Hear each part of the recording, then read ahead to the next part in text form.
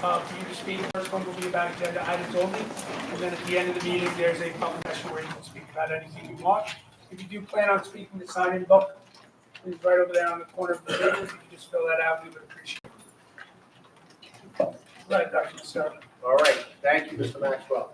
Well, a great night this evening to recognize some students and staff that have done wonderful things. I hope everyone had an opportunity to do a little gallery walk. Some of our middle school students are here that did some extraordinary work with our middle years program, gallery and community showcase. We had some dignitaries come in, and I have to say, it's unusual for a politician to come to an event and stay for 2 hours. It really is. Usually it's kind of come in and maybe get a photo op, and then usually they'll go. But they were so impressed, I have to say, Assemblyman Theo, Senator Murray, all of the dignitaries that came were so impressed with the work that our students did, the passion that they brought, talking about their projects. In some cases, moving us almost to tears as we did the gallery walk. And so just an overall congratulations to all of our students that did their middle years program projects. And I'm going to give it to Ms. Fabian, who's going to talk a little bit more about that and some other middle school recognition. But I wanted to personally congratulate you guys on this great.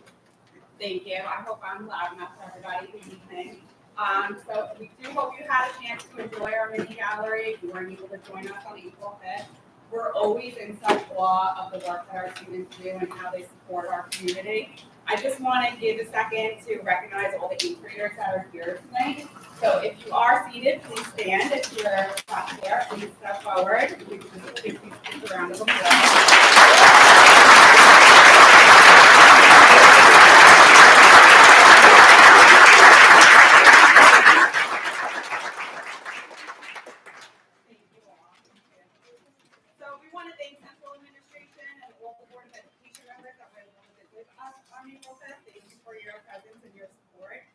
Showcase really is such a special day for us in middle school. It truly highlights what it means to be a middle years program. And I really just want to thank Mr. Bellotti and Mrs. Forchesky if you guys could come up.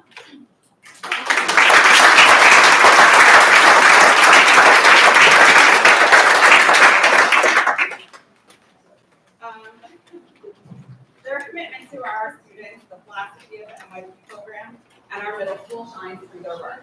Our showcase is just one example of how incredible these teachers are and what they do for our community. They work with our students on understanding what the project means to our community, how to research and network and connect with different organizations. They work through barriers and they build their skills on executing. They coordinate perfect matches and mentors so our passions are shared. This year, Ms. H and Mr. Bellotti held individual presentations with our students. This was a really great idea, and it led to confident 8th graders presenting on the day of the gallery walk. Please share. Hi, so thank you all for coming. All of the students that we invited here tonight all showed up, which was awesome. They were great with their presentations.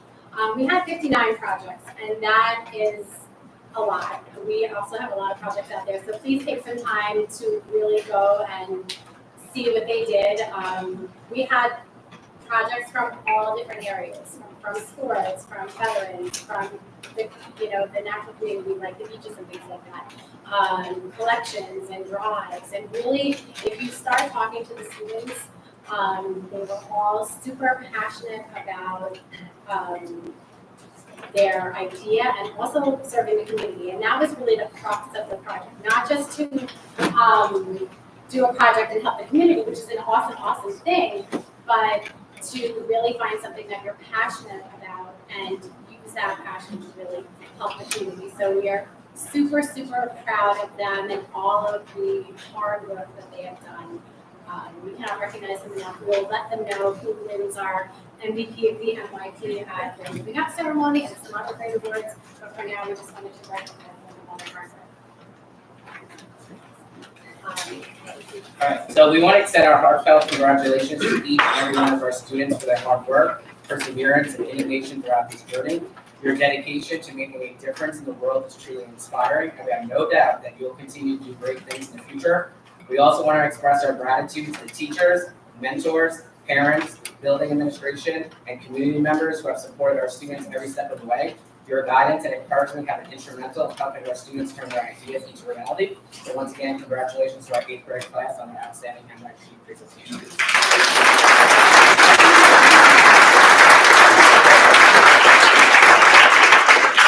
We just really wanted to talk about too how our MIT projects are a true display of the interdisciplinary work that's part of our middle years program. Through every discipline, we try to help our students make meaningful connections between all their coursework. These projects bring together those skills, connect those concepts, and demonstrate an understanding of our global world. Another opportunity, though, that we wanted to highlight tonight is our Greek Festival. It's up on the board some samples of like some of the activities throughout the day.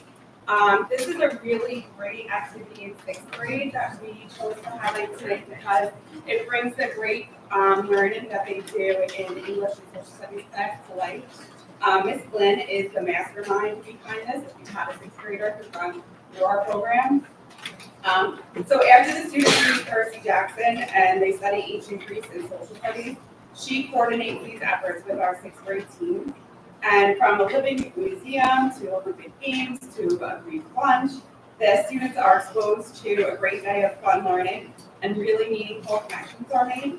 Some of the projects have included collaborating with Mrs. Redis and Mrs. Bolger for creative Greek projects.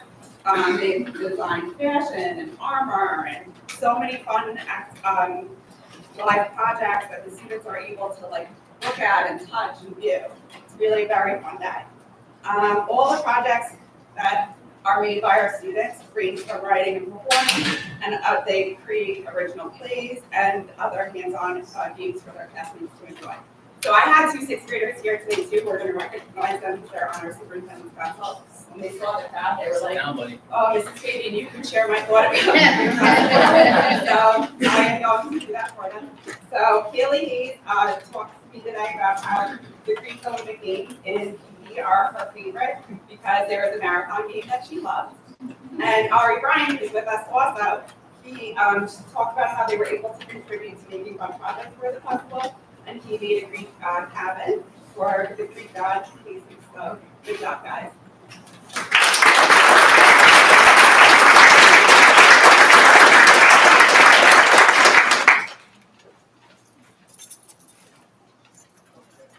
All right, and now we're going to move over to our high school presentation. So Ms. Magnolia, I'll turn it over to you. Thank you.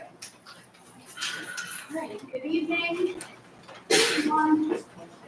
So I love every part of board meetings, I do, but this is my favorite. I love it when we get to brag about the kids and really talk about like, all the great things that they're doing.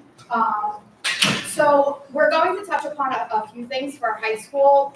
We are going to talk about our students that did STEM Day. So if any of you have kids that were in 4th or 5th grade, hopefully your kids came home and talked about how much they love STEM Day, Math Con, robotics, and the Long Island Environment.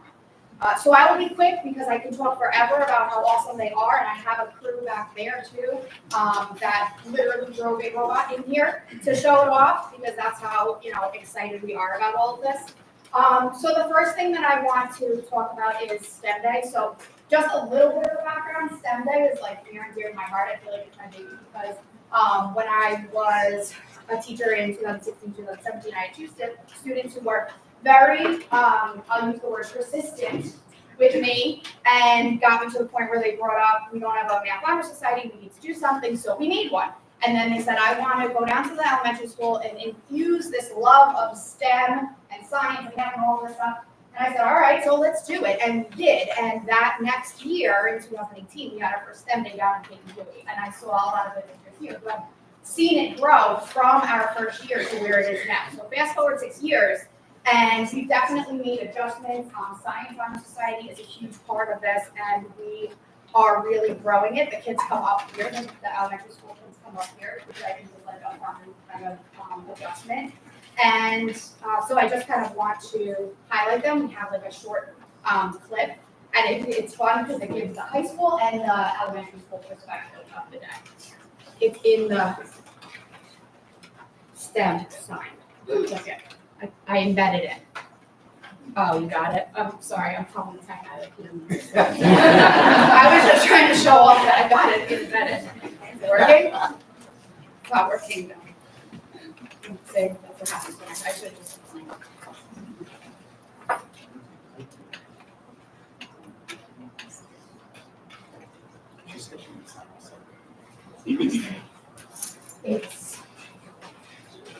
It's on the,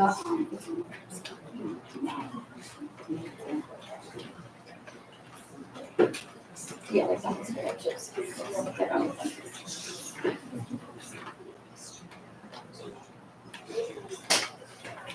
So STEM day. No, it's okay, it's not good. At the bottom, no, at the bottom of that one.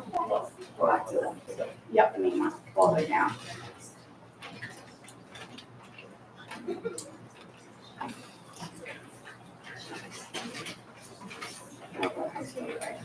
Hang on, well, I don't know why this is.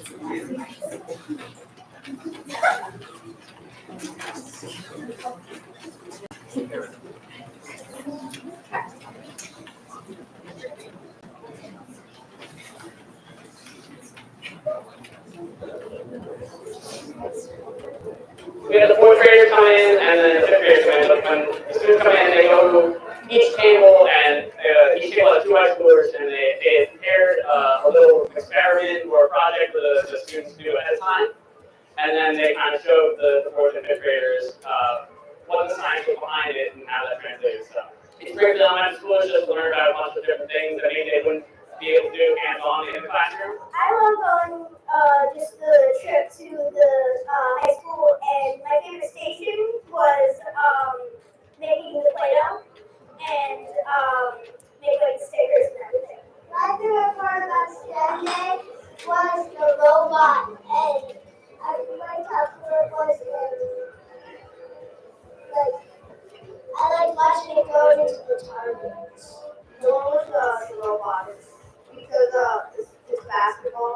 I like it because we go to new stations and learn new things, and we can chat about high schoolers and other things, and learn new technology and stuff. Making the root planets, I love it because it shows you how a solar puts to the different stations and interacting with the high schoolers. It was interesting for at least for me, and I'm assuming the rest of the high schoolers, just to have to take what they know and what they're learning in school and find a way to translate that to elementary schoolers. So it's just a great opportunity for everyone.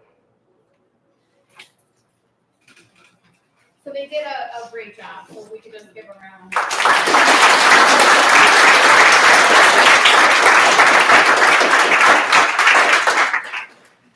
Okay, the next thing that I would like to note is we have done this for years also. It's called MathCon. It's an online math competition that our students who are in the MathCon Society partake in.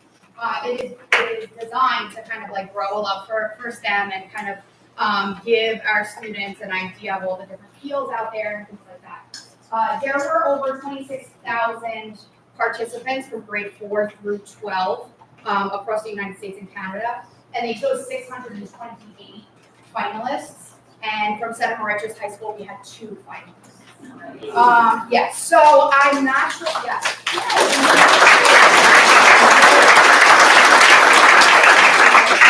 Okay, so Stephen Goff. Stephen, you're here. Come on up, Stephen.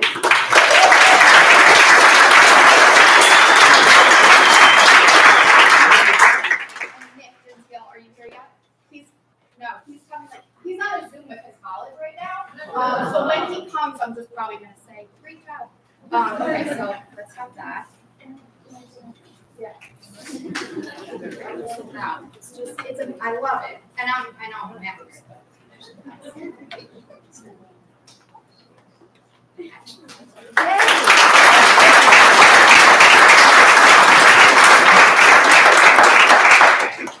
I also wanted to give a shout out for STEM Day.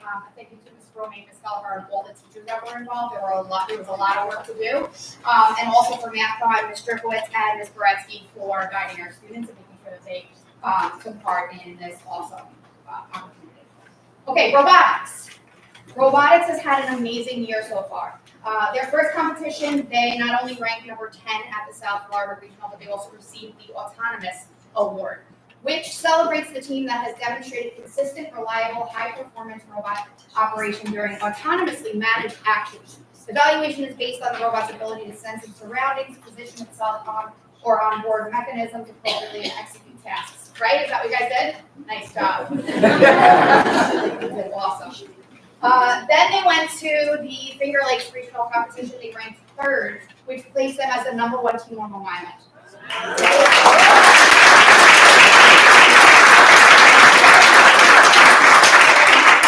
So Mr. Spinaris, who literally ran off of the flag football field here, and then he's going to run back to coach, came. Mr. Roy has also been a big part of the robotics crew. So I just want to say thank you to them for leading.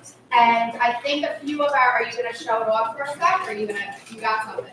Okay, so take it away.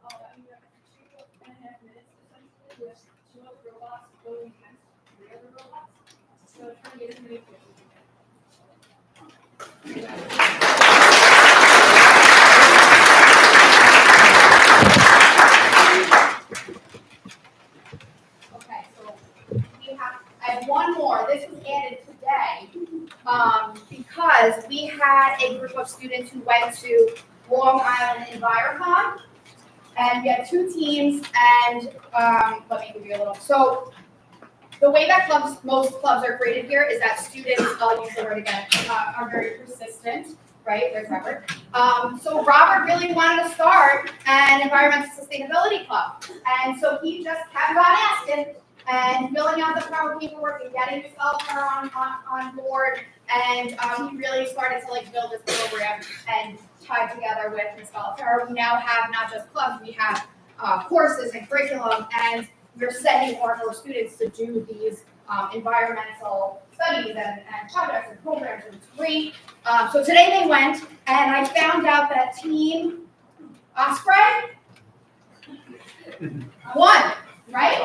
Yes.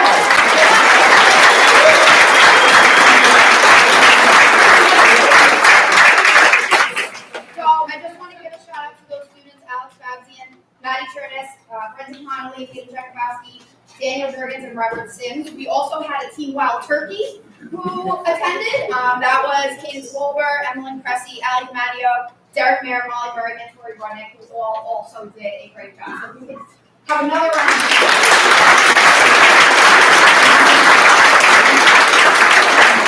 Congratulations, Ms. Galataire, Mr. Miller. We have an awesome staff, awesome kids. Again, I can get here all night. Nobody wants me to do that. But great job to all of my high schoolers who are here, and I'll turn it over. Okay, thank you so much. Thanks.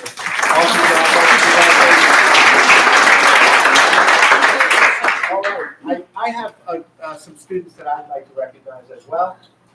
This year, we had our superintendent's council, and we had representatives from the elementary school, the middle school, and the high school.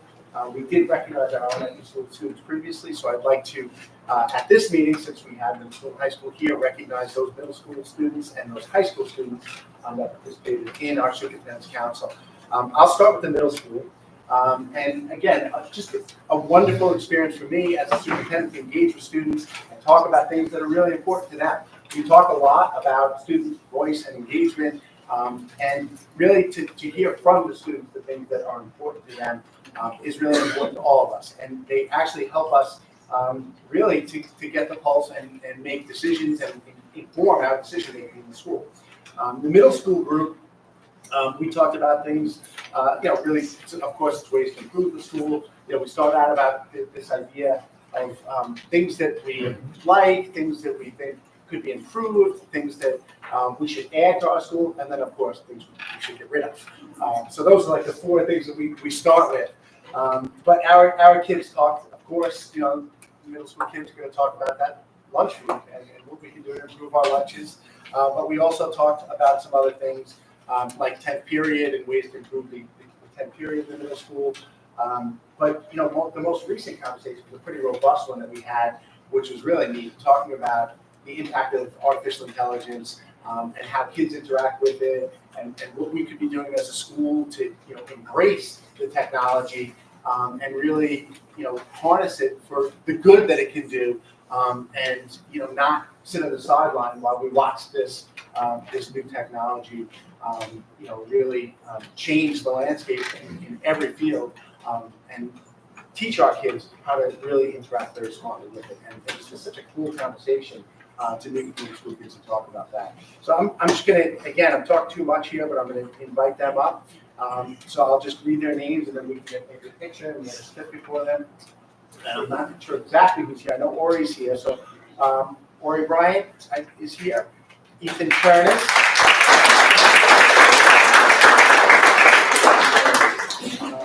Mylea Disla.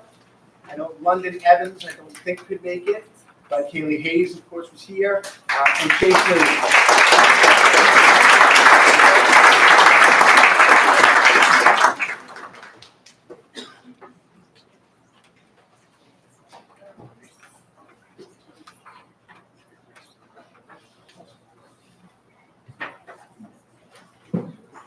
Dr. Mara has to be in because she was in on those meetings as well. So,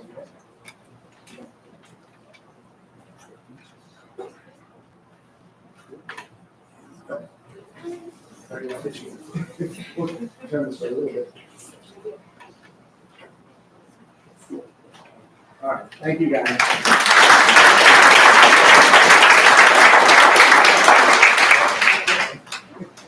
Should have brought my sheet over.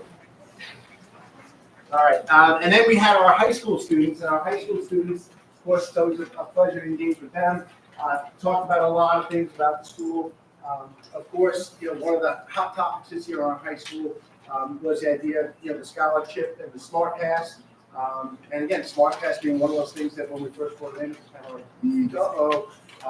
Big Brother's kind of watching, and then it turned out, in talking with the kids, that turned out to actually be a really good thing and something that not only enhanced accountability from the administrative standpoint and safety in the school, but the kids kind of felt really good about it in the end. So that was neat. We also talked about clubs and some of the impacts of some of the policies we do and how they impact clubs and what we can do with that. Cell phone use in the classrooms and in the school in general. But just really a great conversation, and I'm sure the kids will tell you the things that were a little bit more important to them, but that's some of the feedback that we got.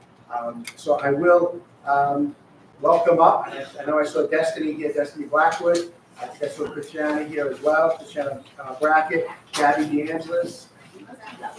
She isn't here, okay. Oh, okay. Gabby's playing flag football. Austin, I didn't see. Austin's at lacrosse. Austin Fowler, Dante Kamara. I did not see Dante.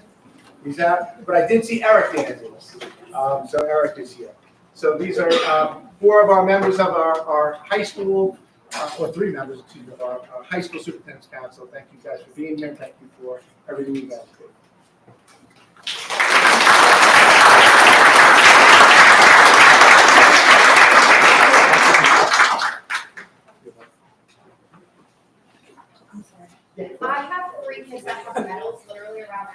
don't want to bring them up. Brendan, Robert, and Maddie, are you? Where are you, Maddie? Yes, they have shirts, and Metal just come, I know, I'm sorry, Brendan, you gotta come around. But I just feel like if you have these things on, put it on, Maddie, come on. Show them off. Look how many people are there.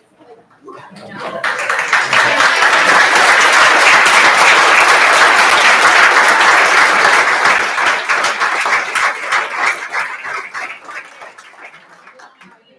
Oh, wait.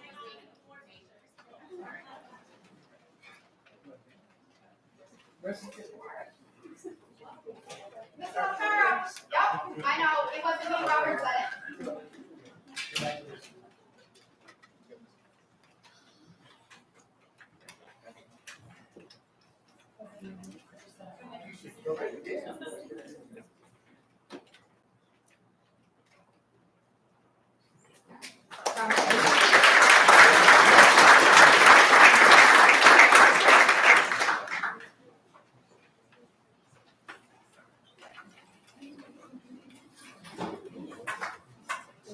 So congratulations to everybody. I got the opportunity to walk through the lobby and see some of the projects.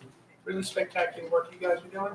And Ms. Gordoni, I couldn't agree with you more. That is by far the best part of every single board. So very nicely done. Thank you so much for coming out tonight.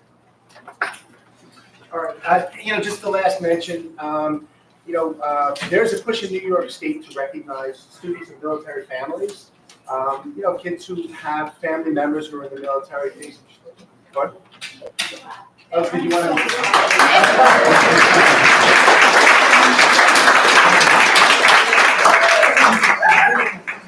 Our NAFCON other winner.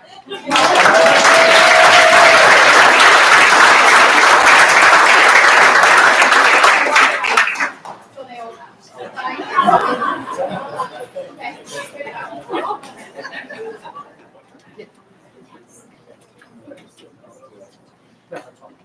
So, as I was saying, there is in New York State, there's a push from our governor and from all our schools to recognize students whose families are in the military.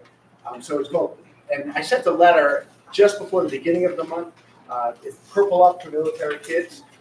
And again, kids whose families are, whose parents are in the military or family members in the military. Oftentimes there are long absences where the kids' families are separated. And they face many challenges. Sometimes they're more transient, they move to different locations. And they face unique challenges that oftentimes families who don't have military families don't really understand. So there is time set aside for this month to think about those kids. And one of the things that we're being asked to do is to have everyone wear purple on Friday. So we're wearing purple. So Purple Up on Friday for kids from military families. So if we can do that, that would be great. I'd love to see a sea of purple and some grades of sunflower. And that's all I have. We do have, and I know it is a school night, and I'm looking at my watch. We have a lot of kids here who probably would like to. And of course, you may want to sit through a budget presentation and a data presentation. But you certainly don't need to. If you'd like to excuse yourselves, you can do that at this time. Thank you so much for being here. It's always a pleasure to have you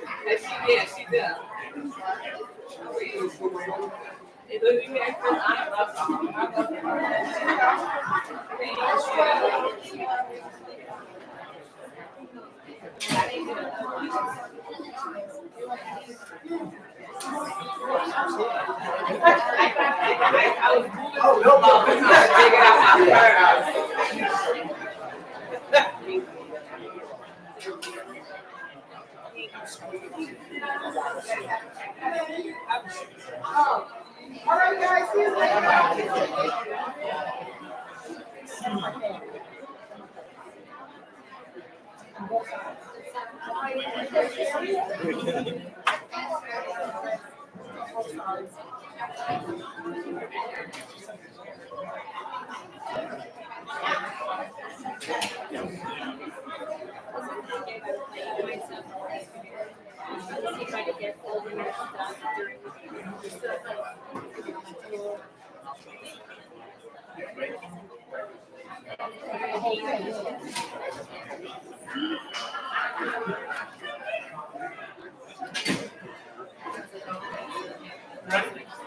All right, we're going to move ahead with the budget presentation.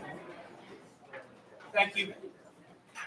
So tonight is the budget adoption. The board has on the agenda to adopt the final budget that we've been working through for the past few months. So we're going to go through where we were last meeting when we talked about the bulk of the budget, which was our program curriculums, and where we stood at that point in time with our shortfall within revenues versus expenditures. And then we'll go into a little bit more follow-up on the federal funding for our programs that we have, those 3-year grants that we've had since the start of the pandemic that are all coming to an end at the end of this year. So with regards to the revenue, we are within our maximum allowable levy, which is 2.47%. We are having put back in the budget the state aid that the governor had cut when she put her proposal out in January. Foundation aid was cut, hold harmless was removed, as well as the inflation factor was adjusted. There is, if you've been following the news, there was a message put out the other evening that there is a conceptual agreement in place. However, then there was some scuttlebutt about that maybe there isn't. But based on conversations we've had with the leaders of the state, as well as our organizations, both the superintendent and the school business officials, it is, we are getting back what the original runs back in November showed. So we are confident that we'll be getting back that $283,000 that were cut in the January run. So we're putting that back in. We're also increasing the reliance on the teacher's retirement reserve. We've increased that just under $200,000 to balance the budget. So our overall budget to budget increase is 4.56%. This is just to show where we are with fund balance. So fund balance is all of our monies that we have in our savings account. It's what we call a rainy day fund. We have unappropriated fund balance, which is allowed to be 4% of your next year's budget that you can have. You also then have what's called the reserves in various categories. So we have a bunch of different reserves. Our reserve plan is up on the website. We've talked about them at various meetings. The reserves that we've been using within our budget each year are the employee retirement system, the teacher's retirement system, unemployment, as well as debt reserve.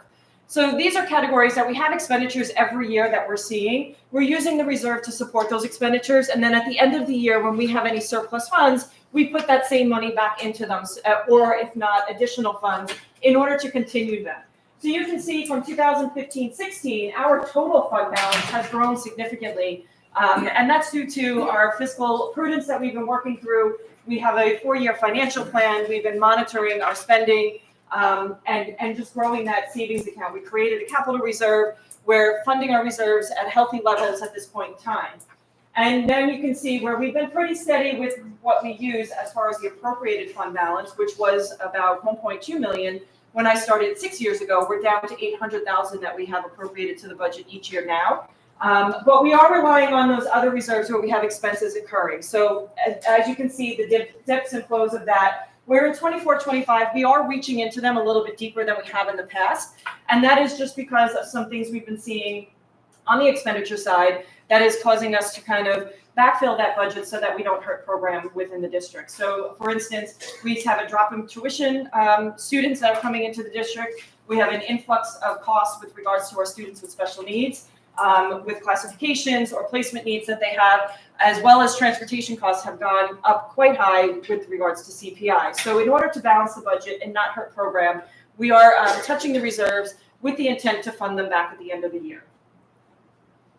So where we are with expenses, as you can see by this chart, salaries and benefits are the largest part of our budget. That is the bulk of what we do here is we employ staff to educate our students. There are benefits that relate to everybody. There's collective bargaining agreements that everybody is a part of within the district. Our BOCES expenses, as well as our contractual supplies, are also fairly high. Their obligations we have, transportation goes up by what's called the Consumer Price Index, and that's established in May of each year. That's given to us based on the transportation CPI. So right now we have to kind of guesstimate based on where inflation is and where the numbers are as to what we think that rate will be in the next year. Our BOCES expenses, so we contract with BOCES for a lot of services. It is aidable expenses with BOCES. We have about a 65% aid ratio with regards to expenses we pay BOCES. We get that aid back in the following school year. So it does benefit the district to use BOCES as much as possible. BOCES also educates our students for their CTE programs, as well as a lot of our students with special needs. Our transportation, as I mentioned, and then debt is what we have on the books currently for past capital projects that are obligations that the district has to pay back.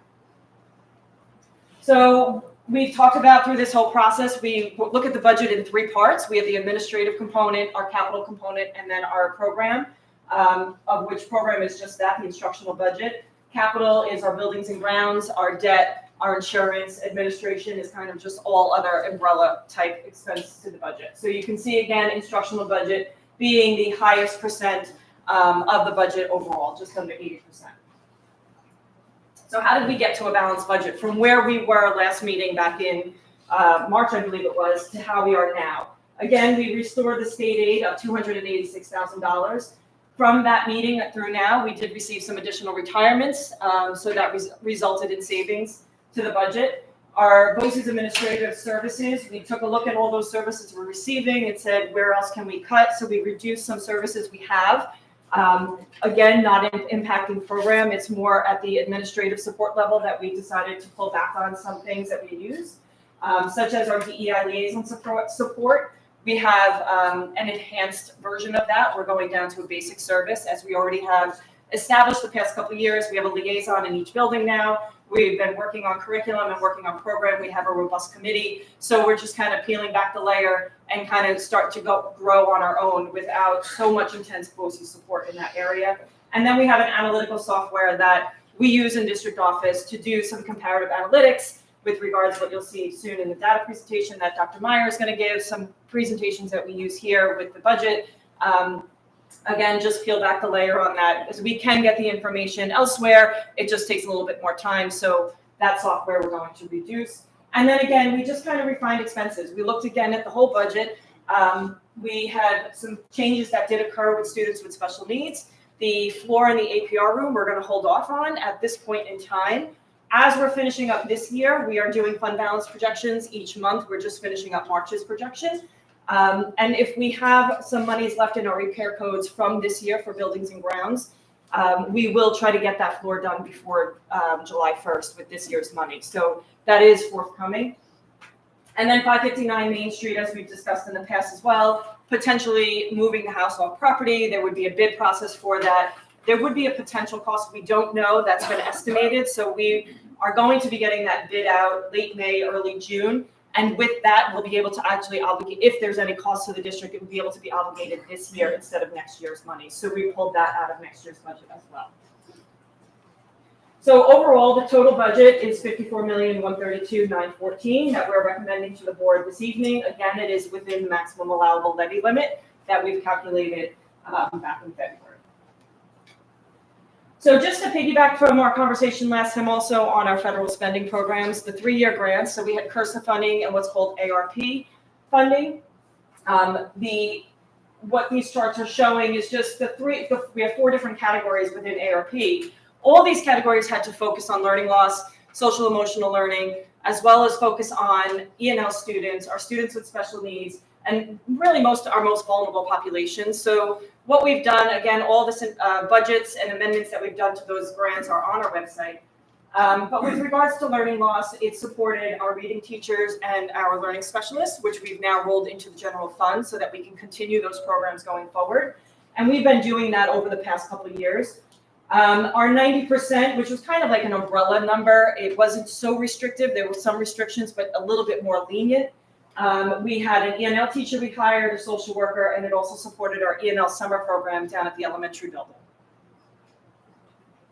With regards to summer learning, this has supported our summer enrichment programs and as well as the E&L program down at the elementary building. So the summer enrichment that happens at elementary as well as up at the middle school, high school, which we talked about last time. So we bring scope in it down at the elementary school. And we've been phasing in the cost for parents to be paying for this, knowing that this money was going to be running out. So year one, I think parents paid $50 per session.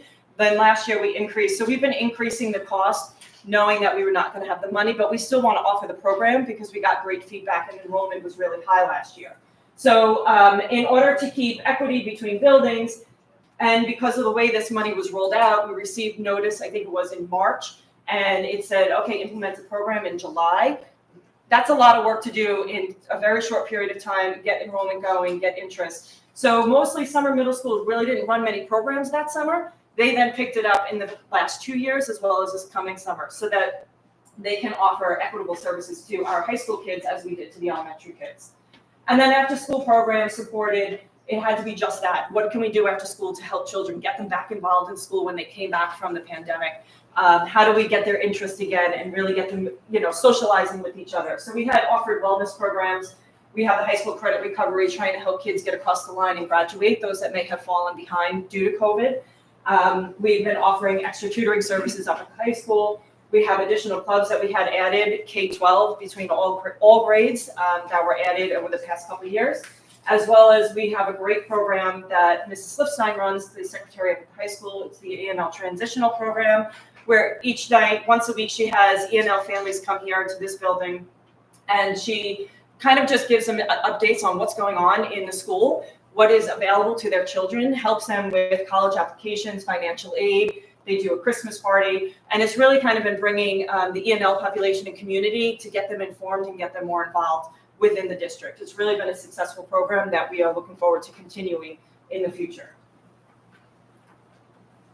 So we are at the end of our budget timeline, as we will be adopting budget this evening. The next meeting for budget is the actual budget hearing, which will be May 8th down in district office, where it is strictly a budget hearing meeting. There's no action items at that meeting. It's just to go over kind of a broad span of the budget and the requirements that we have to provide to the public. There will be a budget brochure going out in the coming weeks as well that kind of summarizes all of this. There's a yellow postcard available to pick up at the front desk if you haven't received it in the mail already. Just to remind you that the budget vote changed location. We will be doing it here in this library instead of down at Main Street Gym. And that is primarily because we have been significantly interrupting educational programs down at the elementary building when we have to shut the entire gym down. No class can have gym on a rainy day. They have to do it in the classroom and restructure.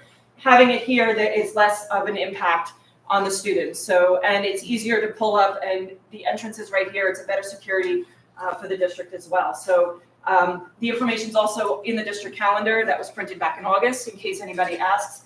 The yellow cards were mailed out earlier. It will be reiterated again in the budget brochure, as well as on the 6-day notice that we put out 6 days prior to budget. The vote is on the 21st from 7 a.m. to 9 p.m. Absentee ballots will be available in the district clerk's office if you are not able to be here on site to vote. Questions from the board? Sorry, I talked really fast on that one. We have a lot. Anybody? On the page, on the slide, 2024, 2025 revenue, just want to clarify, whenever I see acronyms, I'm sorry, I missed that one. Increased TRS reserve allocation, can you just explain? The teacher's retirement reserve. So we pay for all teachers, as well as we have the employee retirement system. We have to pay a portion into the pension system. So that reserve is what we're using to help balance the budget. Yeah, sorry about that. And then also the APR room floor is going to be put on hold. What are our expected things that we're planning for repair with the budget? So, like for example, are we going to be talking about the auditorium chairs and things like that? So those we're working on getting quotes for. They really can't be repaired; they have to be replaced. What we are looking at is the parking lot in the back to use a repair reserve potentially for that. We're getting quotes on that to get a gauge of what that looks like.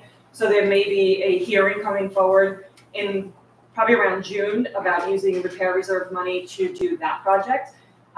We are currently, so next week, which was already in this year's budget, the high school gym floors are getting just kind of updated. It's an annual maintenance work that gets done each year. It wasn't able to get done over the summer due to the use of the gym.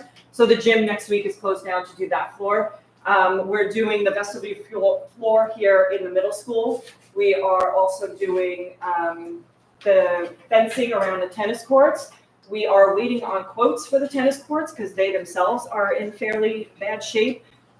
So the engineers have come out and did what's called sporings to see what the surface level looks like on that, to see what the extent, is it a complete redo or can we just do some repairs there as well? So we're doing a lot of investigative work to see what we can do with repair reserve money. The capital outlay project that's allotted for next year is bathrooms at Clayton Huey.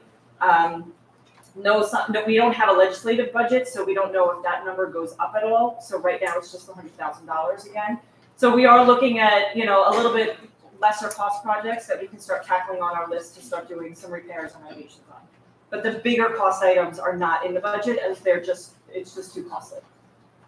Okay, and one last question, sorry. On the three-part budget, under capital budget, I heard you say the word administrative falls under that, and then I see there's a separate bucket that's administrative budget. So No, capital is just buildings and grounds, debt service, utilities and such, and then there's the administrative budget. Okay. Yeah. Yep. Anything else? Okay. Thank you. We do want to thank you and Ron and the rest of the cabinet, everybody who worked on the budget for putting together such a responsible one that allows us to maintain programs and staffing. Some of the districts are struggling with that this whole, but so thank you. Okay, we also have our annual data presentation, so Dr. Meyer is going to be facilitating that. Dr. Meyer. All right, so we're approaching our data presentation this year as we did last year as a bit of a story. As a district, we are continuing to reflect on our annually set goals by the Board of Education. They're listed here, but in the data presentation specifically, we're focusing on supporting agency and academic success. So in all the things that we do and all of our professional development plans, our district plans across the board, we're using the goals and all of the subcomponents of these goals to guide our conversations and decisions. And in addition, we know that we're a continuing district for international baccalaureate. So we are inquirers, we're reflectors, we're communicators. And so we're asking these questions tonight in relationship to our data. And that is, what are the things that we are celebrating? What is the data telling us? And then what actions are we taking as a result of the story that we have learned? So our chapters tonight, and I promise they're short chapters, are our rich history, diversity, resilience, points of pride, reflective practices, and then what's to come in our next chapter. We engaged in a lot of community feedback activities this year related to our strategic planning. We distributed a climate survey for our faculty and students this year.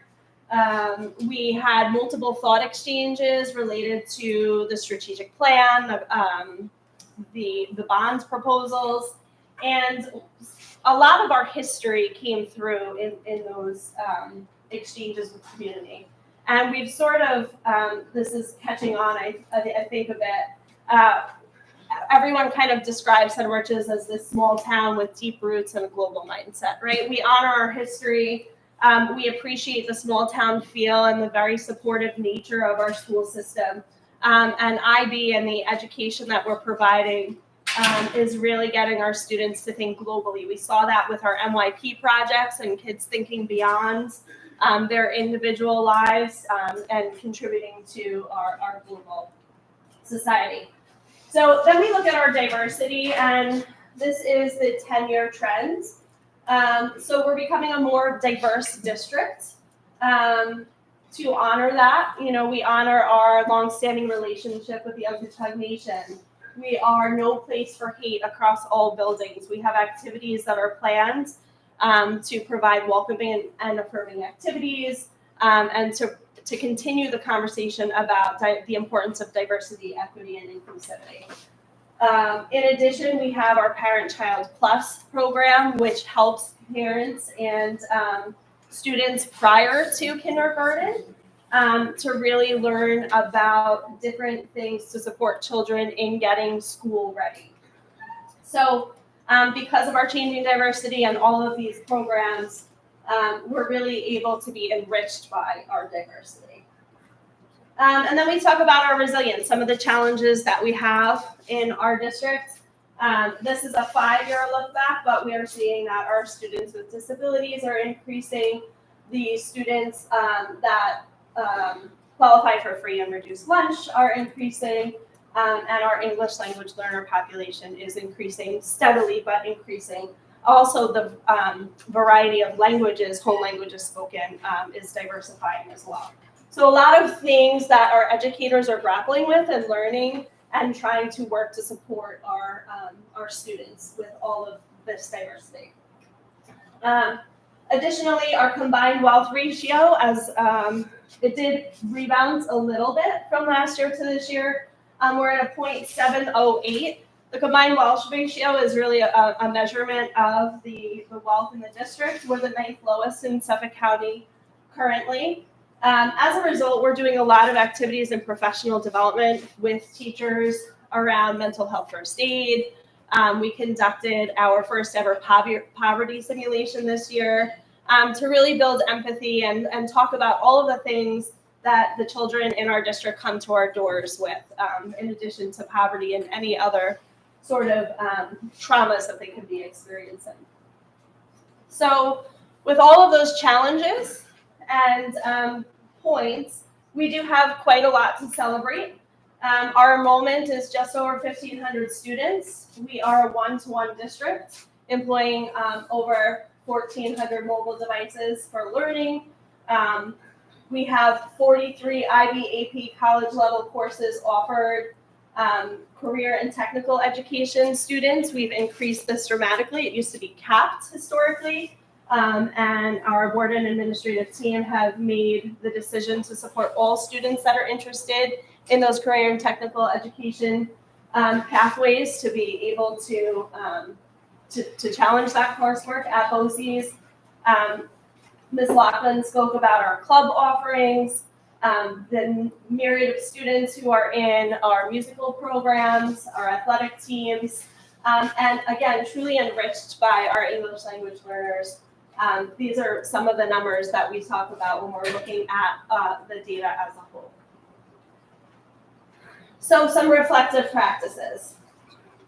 We're looking at the timeline of our story. What has happened in our recent history? So back in 1920, we were identified by New York State as a targeted support and improvement district in 2 buildings. And that's really important. We were able to apply for a waiver for one, and that was accepted. The other was denied. So we were at the middle school identified as a targeted support building. And of course, the thing nobody wants to talk about anymore, right? In 2020, the pandemic hit as well. So in 2020, 2021, our students were dealing with distance learning. In December of 2020, Dr. Sarah and Ms. Angoria delivered a presentation on the pandemic effects to the Board of Education.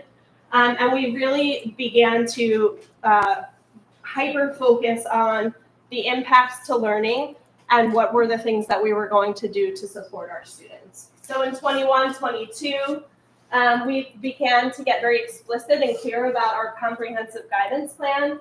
We developed, along with that, a social emotional learning continuum. We have the Dr. Soto's work with the diversity, equity, and inclusion plan and the committee and the liaisons related to that as we continue to celebrate our diversity. We administer PAIR for our students across the school district. We dig into that information on a regular basis, and we're trying to refine and support our students in understanding not only the portrait of our school and what our strengths and challenges are, but also their individual portraits. So a piece of reflection for them in that area. 100% of I should say nearly 100% of our of our staff this year have become mental health first aid trained. And then we continue to support our one-to-one initiative. In 22-23, we took this a step further. We did some restructuring of the administrative team at the high school. We developed a robust professional development plan around some of these topics that we're talking about with the pandemic. We expanded Naviance, which is the program that we use through the counseling program to support students with setting their post-secondary goals and exploring their career paths and interests. We developed the school to community program, which has grown tremendously over the past 2 years. We're asking, the concept of it takes a village. So we have community organizations coming in to support our students with things such as mock interviews, networking events, elevator speeches, those sort of things.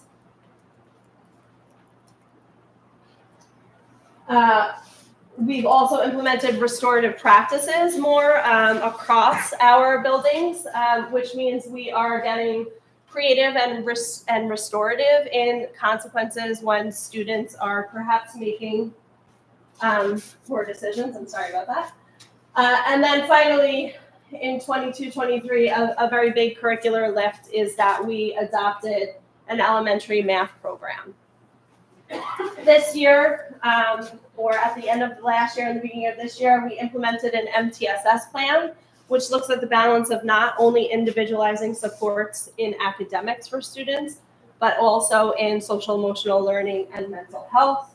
The high school implemented a smart pass system, which is holding students more accountable for their time in class, removing some of the traffic in our hallways, and really, we'll share a little bit more about this data later, but really showing some great improvements in our high school culture. We engaged in a strategic planning committee, an equitable grading practices committee, and we have a literacy committee going all around topics related to this data. And then also this year, we've engaged in some pretty intense professional development for the 10 Regents courses. So when we're reflecting on the data itself, what is the data that we're looking at? And people tend to look at our exam scores on the Regents or the AP or the IB exams, but we're also looking at some internal assessments like our STAR assessment. We do use our PAIR, which is our holistic student assessment. That's more towards the social emotional learning. So there are multiple measures that we're looking at as we're reflecting on our story.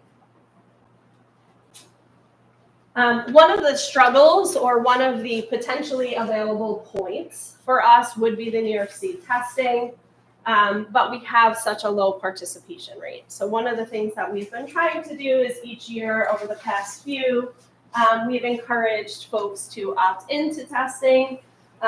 We still leave it up to the parents, but we do share with them all of the things that have changed with 3 through 8 testing over time, the responsiveness of the state, the lower stakes, the removal of these scores related to teacher evaluation. We share all of those things, and we kind of share it as kind of like a checkup, right? So if students were to sit for this exam, they're a much kinder experience than they perhaps were previously. And they do yield some helpful data if we were to get a representative sample of students taking it. So we are seeing very, very, very slight increases in our participation rate. The ELA was just administered, so this is hot off the presses, 43% participation in the state exams. And that is, some grades are participating at a rate of like 56%, all the way down to, I think our lowest was 11%. So what makes it difficult to use this data is that the pool of students that you're looking at is sometimes a very small percentage of the actual grade level. But also it is maybe not representative of all the subcategories. I have a question about the assessments. Do state assessments affect the grade school scores? So when you're looking to buy a house in a town, and you scroll down to the bottom of Zillow, it tells you what your score is for the school in the district, and you know, attract people to our school or detract people from our school district. And so, you know, do we have any solutions on how to like mitigate that, considering the sample size is so small and it's negatively affecting our home values? I think it's a continued conversation, and like I said, that's one of the reasons we're putting out this kind of consider opting your child back in to the testing, because it's a valid point that this information is out there about the community, and sometimes, you know, when you're looking at that number isn't representative of the full story, right? When you have a participation rate of 43%, it's not a representative sample of the students in the district. And our teachers having conversations with parents and like the open houses and like the one-on-one conversations to try to encourage them to take the test. Is that encouraged or? Well, so we distribute that material through the district, and our teachers essentially leave it up to the parents to make that decision. We don't encourage opting out, and we're trying to start to encourage higher participation rates. Since it's not tied to teacher performance. It's no longer, yes, to be clear, it's no longer tied to teacher evaluations. New York State kind of took the feedback of New York State educators. They listened, they made the exam shorter, they're more appropriate, they're less a lower stakes environment for students. So yeah, they did take a lot of feedback into consideration. So those are our participation rates. We do have the results here. So this is for the ELA. We don't have the results, obviously, of the assessment that our students just sat for recently. But you can see that we're kind of all over the map. Some of that is like 84% looks really great. I tried to remember to write some of these down. Hang on one second. So the 84% proficiency was only 52% of our students taking the assessment in third grade, where in sixth grade, 11% proficiency was, but only 37% of our students participated. So it's really difficult to make apples and oranges, or to decipher between this. I will assure you that the information that we do get, we look at. One of the things that we're continually interested in is supporting students with disabilities or supporting students that are English language learners. Those groups we do look at, and we try to ascertain if the assessment's telling us anything about that. But it is really difficult to draw broad conclusions based on the participation rate. And then the same thing here for mathematics. Again, I picked third and sixth grade because it was from the last slide. 26% for proficiency for third grade, but 54% of the grade level participated. And then in sixth grade, 24% participated, and it was 33% proficiency. So again, a little bit difficult to decipher what's going on. And the fluctuations year to year really are difficult to determine trends. So what do we use? We have an internal assessment called STAR. STAR breaks into K2 early literacy, then we use it 3 through 8 in literacy and 3 through 8 in mathematics. And one of the things that we are continually interested in is if our students are making typical or above typical growth. What we're noticing over the past 3 years since we've been using STAR, so this is below typical growth here. So if you're quick glance, you want the orange to increase, to decrease, and you want the green to be going up. So 63% of our students scored at or above typical growth from the fall to the winter this year. And that's a 2% increase over previous years. 2 through 8 literacy. 69% of our students are scoring at or above typical growth. This is up 4% from the fall and winter of 23-24. So again, we're seeing slowly the students rebounding and making typical growth and progress. in an academic year. This happens to be just from fall to winter. We don't have the spring to report yet. They take that assessment at the end of May. But we're comparing the same times of year. For mathematics, we had a little bit of an interesting story last year. Last year was the first year that we were really digging deeply into adopting an elementary mathematics program. And we're seeing that the mathematics program in the first year is hopefully doing, it's hard to draw that conclusion in 1 year, but is hopefully doing what it should be by creating this continuum. We have more students making typical growth from the fall to winter in the administration of STAR. All right, so the June 2003 Regents proficiency rates. This is the passing scores across the 10 exams.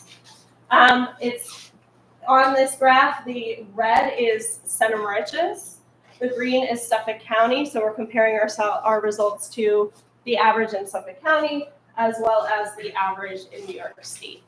And typically, we're around average to New York State. In some exams, we're a little bit lower than Suffolk County, and some we're much higher, and we're a little bit, there's no consistent pattern across the 10 exams, but we are noticing patterns within the exams, and we're talking about them at the department level. So here are our mastery rates, same story. Center Moriches is red, Suffolk County, and then New York State. What we've done as a result of looking at this data, not only just at this year, but across the years, is we've started to get back to some really deep conversations around curriculum instruction and the tests themselves.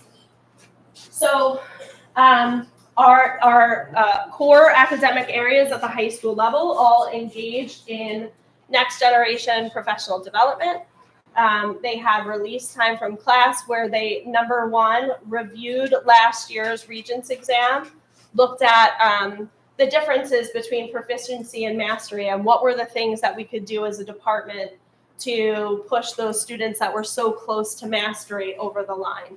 Or the same thing between just not being successful and being proficient at a Regents exam. What were those things and conversations that we could do as a department to make those tweaks to the curriculum to further support our students. So we looked at ELA. One of the things that ELA decided was that to focus on student-centered learning, but also to build literacy and the essay writing. Another major shift, and I'll share the results of that for ELA, is they decided that our students could handle a January administration of the ELA assessment.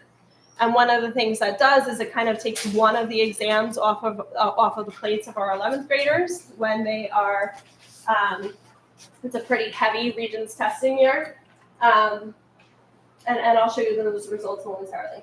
In mathematics, we did 1.5 days. They're focusing on 3-act math tasks, more explicit calculator instruction, and reviewing standards and spiraling throughout the sequence of mathematics in the high school.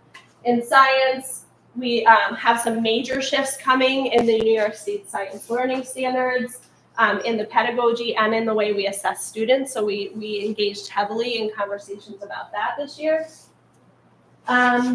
In social studies, we looked at content-specific terms and really supporting students with that second half of the exam. Across the exams, one of the things that were noted by all of the departments is that is really where our students needed the support, is in that part 2 of the assessment where they're asked to read and provide evidence to answer a question and those sort of things. So we've really been engaged in a lot of conversations about that. World Languages received 2 days. They reworked the new checkpoints related to the new standards. And then additional planning time. The middle school's been working on rubrics and lots of things have been happening around curriculum instruction. One of the things that we've really been talking about as a team is supporting literacy across the content areas, and that's strategies for the classrooms to support giving kids those skills on those part 2s of the exams. So Now some of the fun things that we get to share about the ELA assessment. So the ELA assessment, this is going back to 2011. You see the big ugly COVID bar in the middle. Post-COVID, we saw a dip in the proficiency for our students. So the high school ELA department banded together. They really worked on refining lessons to focus on the skills needed to achieve proficiency and mastery on this assessment. And we administered in January, which we had done previously and was, we kind of brought it back. And here are the January 24 results. So to be clear, these are all June exams. We just administered in January, and we saw our scores rebound. So a concerted effort by a department who really dug in and took the time to work on the standards, and we saw some immediate results for our students. And so what that does is it allows our students to have one less assessment to take this June, or the ability to retake the assessment because they didn't quite achieve mastery and want to do so. Or for those students who weren't successful, they have another chance to do so. So then when we look at our assessments, not only are we looking at our Regents assessments, but we're looking at our diploma program exams. So our diploma program exams, we have here, this is just this, last year was just the second year of administering exams, the number of students taking the exams and the exam scores. And we also have the number of certificate students. And one of the things that we always note about these programs in IB and AP is our open enrollment policy. And so when you're looking at scores and perhaps you're seeing, well, some of the lower scores, it is sometimes explained by students who might not be your top student, but is really willing to challenge themselves in an area. And so they're attempting the coursework, they're attempting the exam score, and their exam, and maybe their scores aren't at that high caliber, but they're getting the 3s and the 4s that are replacing college credits for them as undergraduates, those sort of things. One of the things that was really important to the system that we have to note about IB is that IB at the high school is not just these exams, it's not just these 10 courses. It's really what we do in the fabric of teaching and learning across our program, K through 12. We're even working at the UPK level to embed it. So all of our students are IB students. All of our students are being challenged by the IB program. And then some of our students, just as with AP, choose to challenge themselves and take a course and perhaps earn a certificate in a particular content area. Or they take a sequence of courses and a few exams and the community action project and are able to achieve diploma candidacy for graduation. So those are the highest honors with International Baccalaureate, but we want to be cautious to say that all of our students are IB students. They're working really hard at that, and I think those transdisciplinary units that the middle school shared this evening, the MYP projects are all great illustrations of how every student is engaged in IB learning. Then we have our advanced placement data. This goes back to 2017. You'll see we're rebounding with our percentage of students above a 3, but we are trending downward in the number of students that are attempting AP. And one of the reasons for that is when we began our journey with AP and IB, many of our students and us as well, we weren't quite sure what will colleges want. And so students were sitting for both the AP and the IB in particular courses. That's very stressful, but they were doing it because they wanted to make sure they were doing best by their college resume. One of the things that we're learning is that colleges are looking for the level of rigor in coursework. And so it's okay to be either AP or IB. You don't have to be both and stress yourself out in May. And so that's why our numbers trending downward, but our AP above 3 scores are trending upward a bit. We're starting to kind of rebound after the pandemic. So as I mentioned before, we do have PAIR, which is our social emotional learning screener. It's an opportunity for our students to receive a self-portrait on their strengths and difficulties, as well as their resiliencies. So it shows them their strengths and it shows them their challenges. We look at their strengths and challenges overall as a district. We share them with our teachers at the class level. And this year, for the first time, we were able to share individual portraits back with students. So they take the self-assessment, and we're able to share with them what the assessment told them based on their responses. One of the things to note, there's a tier 1, 2, and 3 over in the corner. And it indicates that 23% of our students have tier 3 challenges related to social emotional learning.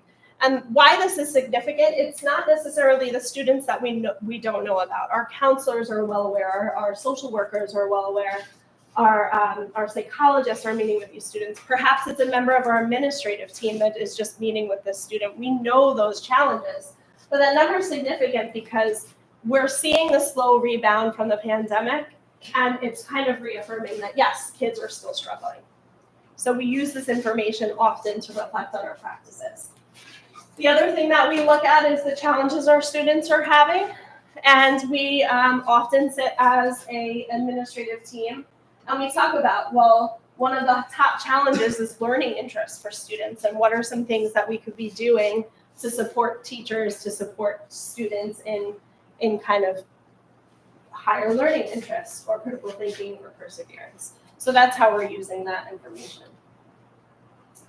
So the high school, I mentioned earlier that the high school has made some strides in their culture of care.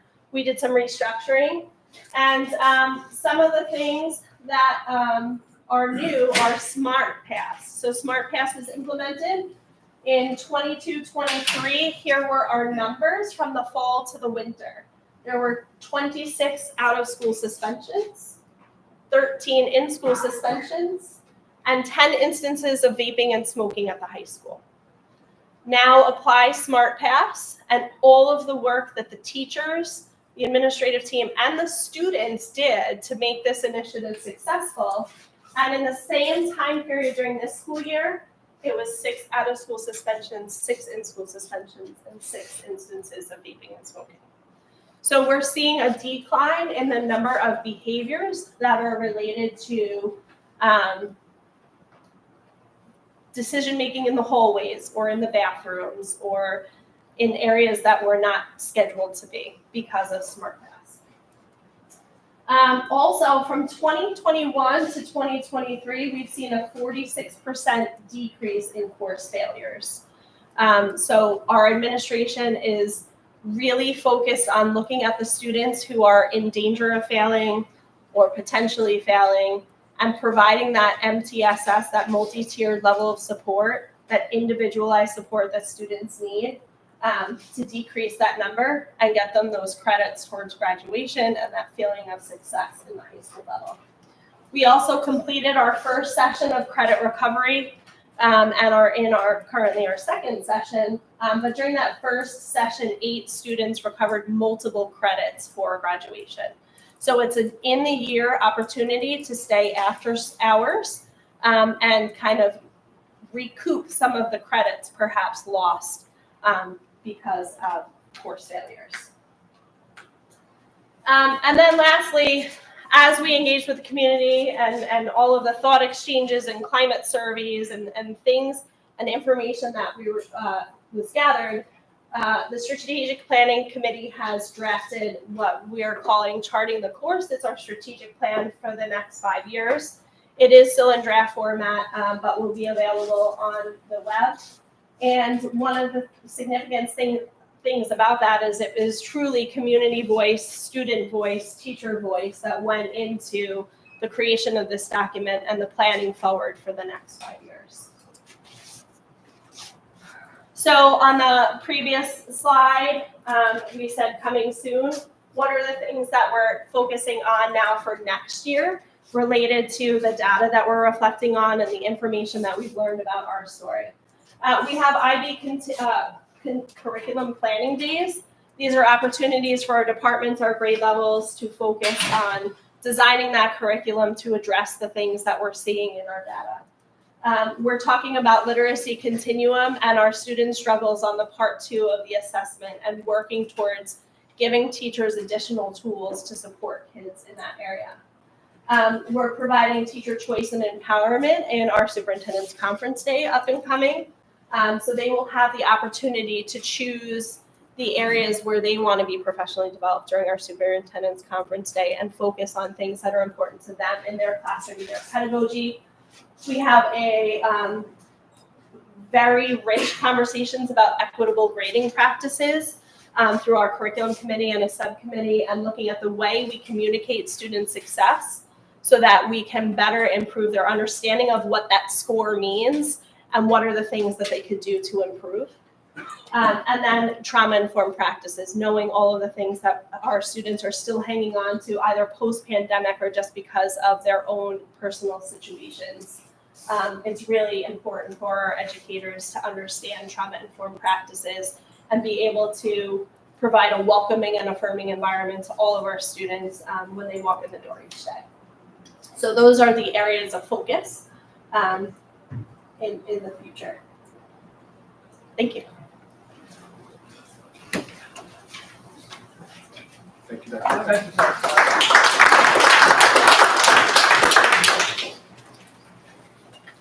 That brings us to questions and comments regarding tonight's agenda.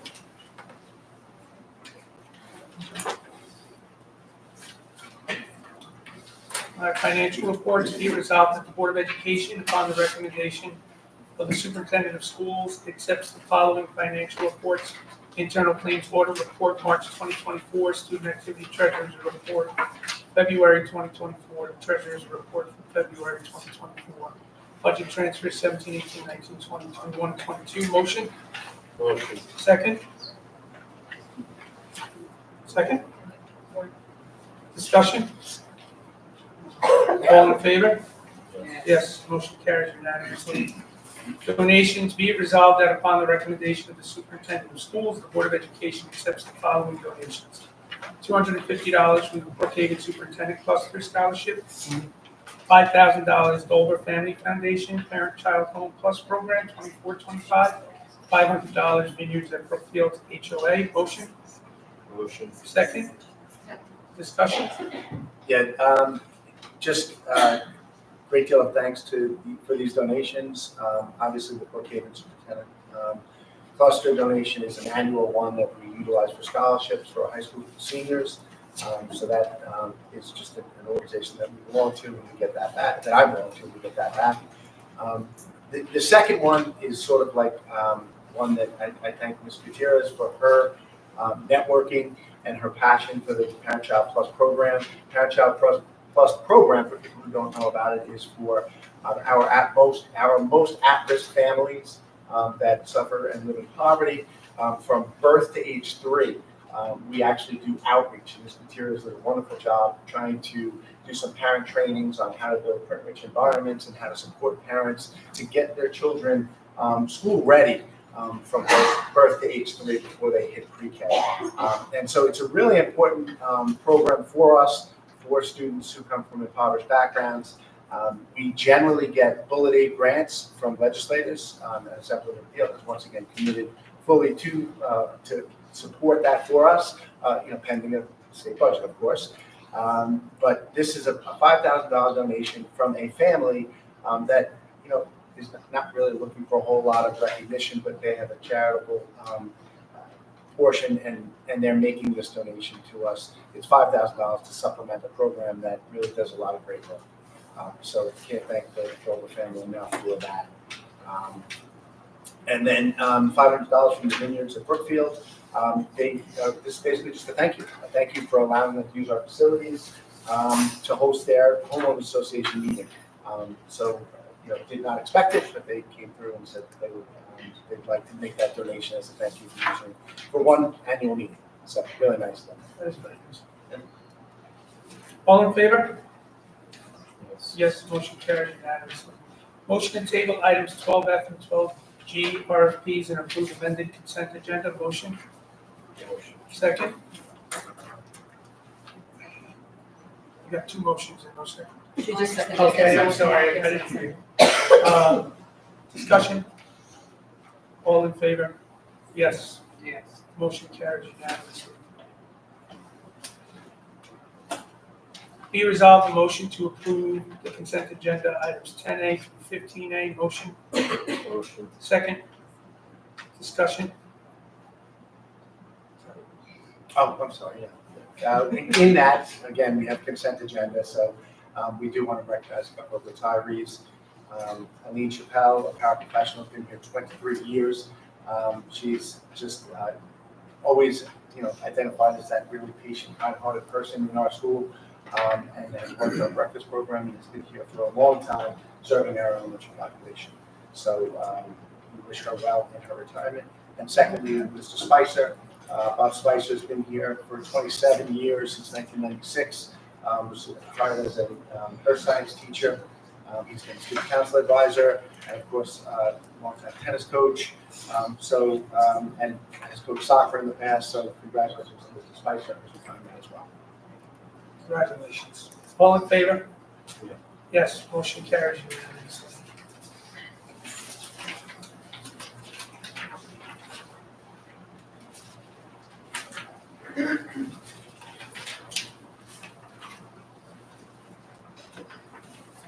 General public comment. Guidelines, speak minute, time limit. Members of the public who desire to address or question the board on any topic related to board work are welcome to do so at this time. Speakers are requested to limit their remarks to not more than 3 minutes. To appoint a spokesperson to concerns of who concern to supplement verbal presentations with written reports if necessary or desired. I think we do have a name and stuff. There's one person. Cassie, Leo?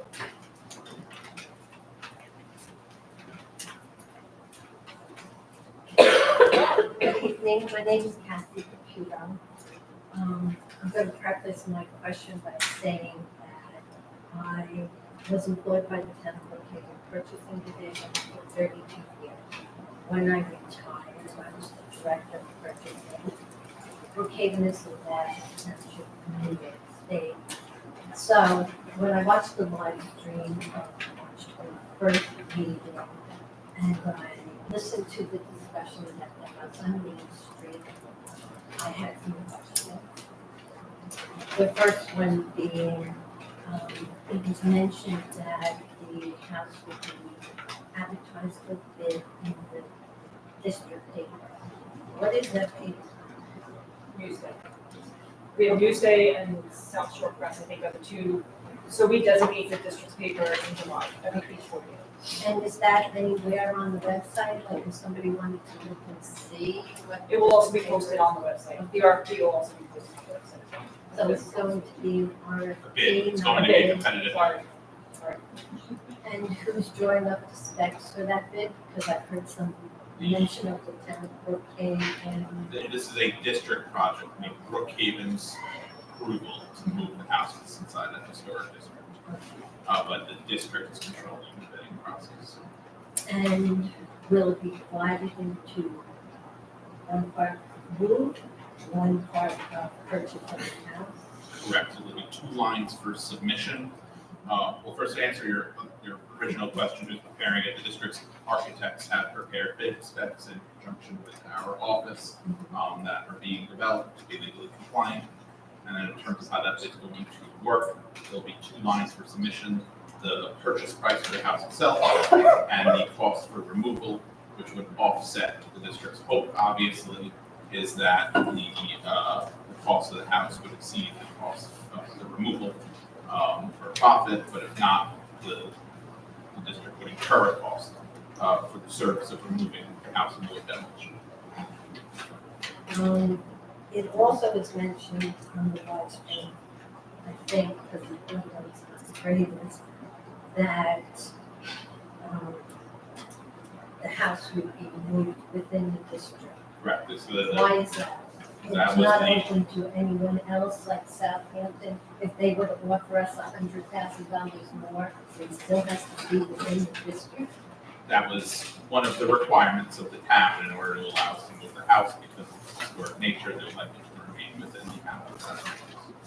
even if that There are no gets exceptions. to a place that things done in Riches, that's not historic. Correct.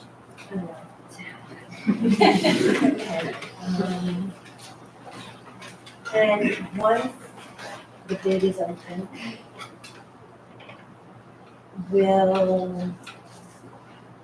how will the community know who's getting the award? Or will we be informed? Just like any other competitive bid, the board will award it at a public meeting. So we would be advised as to who it was going to and what. Correct. How much is either the district would have to spend for it or receive for it. Okay. And on a side note, not associated with professional. I've of course read a lot about the community concerns with regards to the inventory, the curtains and the seats and whatever. And I heard tonight that the plans was to receive. How did we find out about the curtains, for example? Pretty much everybody knows that my son doesn't come. He loves this school.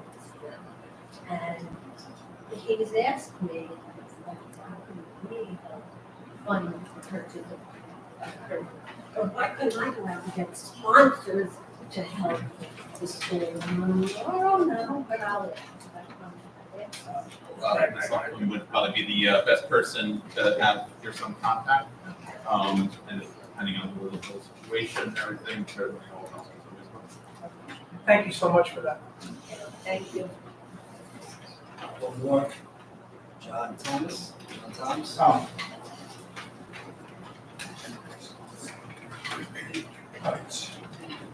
So let me first off start by saying I'm actually very happy to be here tonight. I'd like to express my appreciation to the school board tonight for listening to my concerns, the community concerns regarding the personnel matter. I'm sure you don't hear this often, but thank you. Thank you for listening to the community. Thank you for letting everyone speak, even though sometimes it was longer than 3 minutes. Thank you for making a positive difference in the school district. Thank you again. Thank you so much. Mr. Thompson, thank you. We appreciate the respectful discourse. We know sometimes, often when people come and speak, it's because they are unhappy. And we do appreciate the respectful manner in which everybody presented. And we certainly appreciate you coming here tonight and thanking us. We know it's been a length of time. Yeah, So thank you very much for that. well, thank you for We listening. appreciate it. Thank you. We appreciate everything you've done. That's it on the list. Okay, important. I am not finishing. Important upcoming Board of Ed dates. Wednesday, May 8, 2024 is the annual budget hearing, district office, administration boardroom at 7 o'clock. Tuesday, May 21st, 2024, school budget vote and election. New location here at the high school library. I know Ms. Laughlin went over the reasons why, and that'll be from 7 a.m. to 9 p.m. We come right into the door. Parking lot's going to be cleared for ease of parking and entering. And then Wednesday, May 22nd, 2024, Board of Ed meeting location to be determined. We are going to move into executive, not adjourn. We're going to come out of executive, we are not taking any action. We're going home.